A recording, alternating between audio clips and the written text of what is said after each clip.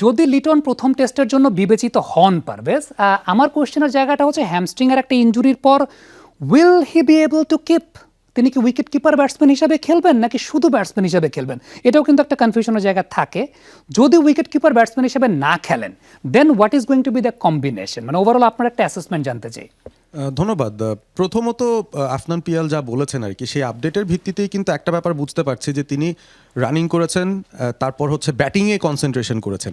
কিপিংয়ের প্রস্তুতি যে নিয়েছেন সেটার কিন্তু কোনো ইঙ্গিত আমরা কিন্তু পাইনি। সুতরাং বোঝা যাচ্ছে যে as a batter Liton Kumar Das, যার গত 1-1.5 বছর ধরে টেস্ট ক্রিকেটে অ্যাভারেজটা 50-র উপরে আছে, যিনি মিডল অর্ডারে বাংলাদেশের মেইন স্টে হয়ে আছেন, তার জন্য আসলে ব্যাটার লিটনকেই আগে খুঁজে পেতে চাইছে টিম ম্যানেজমেন্ট, এবং সে কারণে হয়তো তার রিহ্যাব প্রসেসের এই জায়গাটার মধ্যে তার ওই ব্যাটিংয়ের দিকটাতেই বেশি ফোকাস রাখা হচ্ছে। বাট খুব ইম্পর্টেন্ট একটা পয়েন্ট আপনি বের করেছেন যে আসলে লিটন কুমার দাস তো শুধুমাত্র বাংলাদেশের একজন ব্যাটার নন, গত 2-3-4 বছরের হিসেব যদি আমরা করি, Liton Kumar Das has been our best wicket keeper, এবং প্রত্যেকটা ফরম্যাটেই বলা যেতে পারে যখন যখন যেখানে সুযোগ পেয়েছেন। So Liton Das the wicket keeper, তাকেও কিন্তু এই ধরনের দুরূহ কন্ডিশনে পাওয়াটা খুব ইম্পর্টেন্ট হবে, কারণ তার জায়গায় যাদেরকে নেওয়া হয়েছে, জাকির আলী অনিক আমরা তার কথা বলছি, অমিত হাসানের কথা বলছি, আলটিমেটলি তারা কি লিটনের থেকে বেটার কিপিং সার্ভিসটা দিতে পারবেন?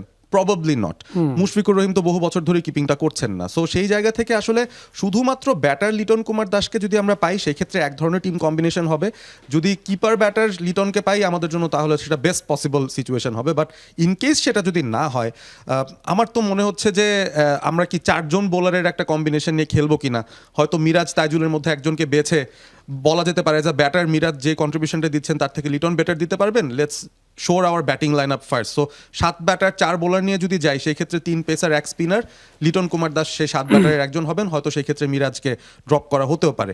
আরেকটা অপশন হতে পারে যেটা ইন্টারেস্টিং, আমি জানি না লিটন দাস আসলে নতুন বল যেহেতু খেলেন, সেকেন্ড নিউ বল অনেক সময় তিনি টেস্ট ক্রিকেটে খেলেছেন এবং সেটা ফেন্ড অফ করেও গেছেন, এবং হোয়াইট বল ক্রিকেটে তো তিনি রেগুলারলি আসলে ওপেন করেন। সো সেই জায়গা থেকে অ্যাজ অ্যান ওপেনার তাকে নেওয়া হলে সুবিধা যেটা হবে একটা, সেটা হচ্ছে যে আপনার টানা বাহাতি ব্যাটারদের যেই লাইন আপটা আছে, আপনি 3 ওপেনার অপশন থেকে যে কোনো দুজনকে নেন, দুজনই বাহাতি। এরপরে মমিনুল আছেন, শান্ত আছেন, সেই দুজনও বাহাতি, অর্থাৎ টপ অর্ডারের টানা 4 জনই বাহাতি ব্যাটার। সেই জায়গায় একটা ব্রেক আনারও একটা পসিবিলিটি থাকে যদি লিটনকে শুধু ব্যাটার হিসেবে টপ অফ দ্য অর্ডারে আমরা কনসিডার করি। বাট অবভিয়াসলি অনভ্যস্ততার একটা ব্যাপার আছে, আমি জানি না টিম ম্যানেজমেন্ট অতটা ড্রাস্টিক কোনো ডিসিশনে যাবেন কিনা।